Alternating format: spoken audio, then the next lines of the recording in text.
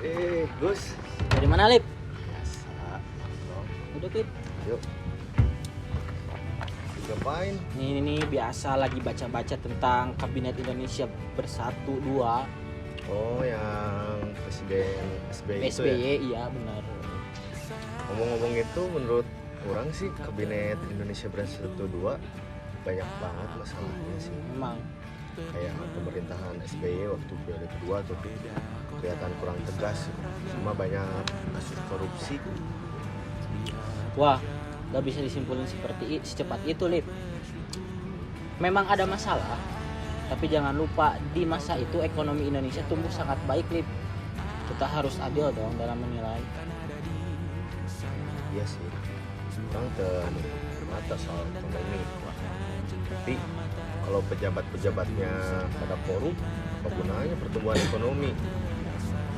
Lihat aja tuh kasus Pak Nazarudin di Wisma Atlet, terus Hambalang sampai ke Bank Senturi. Semua kan terjadi di periode kedua SBY. Iya, kurang apal kasus itu. Dan memang merusak citra pemerintah. Tapi jangan lupa SBY juga memberi ruang besar buat KPK. Banyak pejabat justru tertangkap karena penegakan hukum makin kuat, bukan makin lemah. Kan tetap aja publik tuh ngelihatnya beda. Kayak orang kan taunya, wah pejabat pemerintahannya banyak yang korup.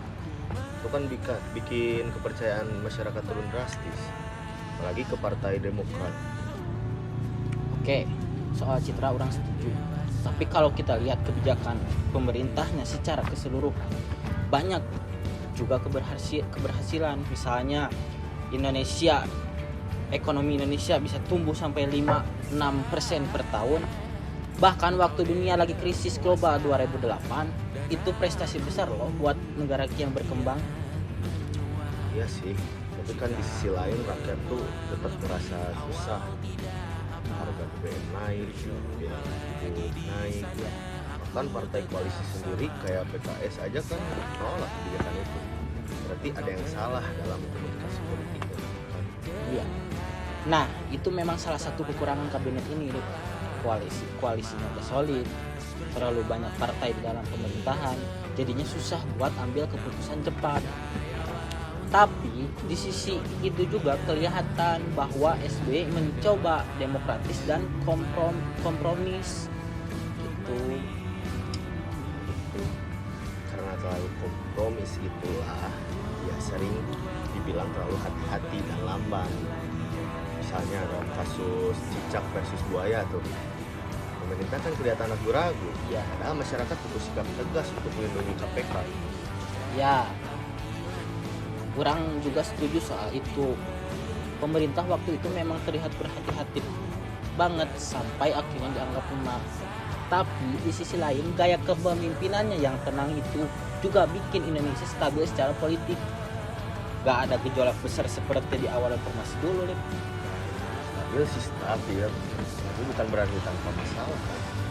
Banyak keputusan penting yang ditunda karena perdebatan internal partai koalisi. Belum lagi soal transparansi kebijakan kayak kasus Bank Senturi.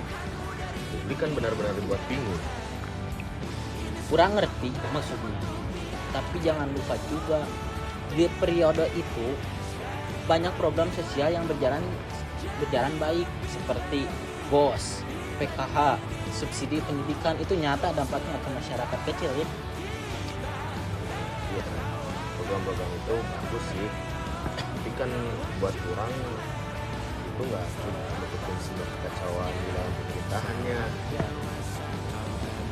Karena kalau moral pejabatnya rusak, sebaik apapun program, hasilnya juga nggak maksimal, bos. Kita per-peran aja ya, Lip. Oke,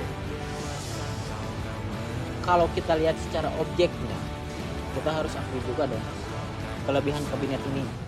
Ekonomi tumbuh, kemiskinan menurun, hubungan luar negeri kuat, dan stabilitas politik terjaga. Tapi ada juga kekurangannya. Korupsi merajalela, gak solid, penegakan hukum yang kurang tegas, itu kekurangannya, Lip. itu aku setuju. Jadi bisa dibilang kabinet ini punya banyak keberhasilan, tapi nggak bisa menutupi kesalahan internalnya sendiri. Benar, kalau kata banyak pengamat, Ini kabinet yang sukses secara angka tapi gagal secara kepercayaan publik, Lip. Nah, benar banget. Maksudnya kan pemerintah waktu itu bisa lebih tegas dan transparan supaya rakyat gak kehilangan kepercayaan. Setuju.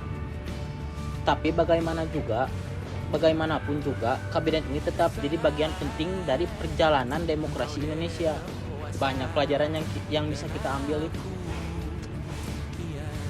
Ya semoga aja pemerintahan berikutnya bisa belajar dari kesalahan itu supaya bukan cuma sukses di data tapi juga bersih dan berintegritas. Ya memang itu harapan kita semua, Lip.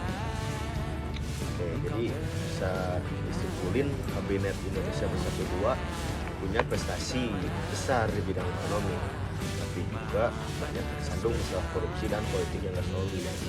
Setuju, seimbang lah, bukan sempurna juga sih, tapi gak disebut tegal-tegal juga. Iya, kayak hidup aja, ada plus minusnya. Ya bener. Boleh lah, daripada ngomongin gini, mending kita ngopi aja dulu. Ya Lip lah, Ngopi aja, ngopi. pusing ngopi, anjir mikirin yang kayak gitu mah. Ngopi aja. Kopi. Lihat pemandangan tuh. Ini bisa agak ke Cianjur.